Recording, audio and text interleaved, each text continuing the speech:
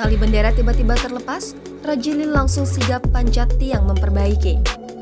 Siswa SMK Negeri 1 Semparuk, Kecamatan Semparuk, Kabupaten Sambas, Rajili dengan sigap memanjat tiang bendera ketika proses upacara bendera HUT ke-77 RI berlangsung di halaman kantor Camat Semparuk pada Rabu 17 Agustus 2022. Rajili, siswa yang duduk di bangku kelas 12 itu memanjat tiang bendera lantaran tali bendera terlepas saat prosesi pengibaran berlangsung. Dia bercerita awalnya mengikuti upacara sebagai tim kesehatan Puskesmas Semparuk. Ketika pasukan pengibar bendera bertugas, tali bendera tiba-tiba terlepas. Ketika ditanya, ia pun sontak menjawab ingin mencoba memanjat untuk memperbaiki tali tiang bendera tersebut. Dia bercerita tidak ada kendala saat memanjat tiang bendera, namun kecilnya diameter tiang membuatnya sedikit kesulitan.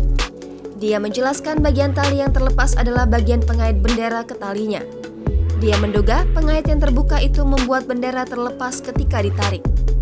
Dia menerangkan usai memperbaiki pengait bendera yang terlepas dari talinya itu, ia pun cepat-cepat turun agar upacara bendera tetap dapat dilanjutkan.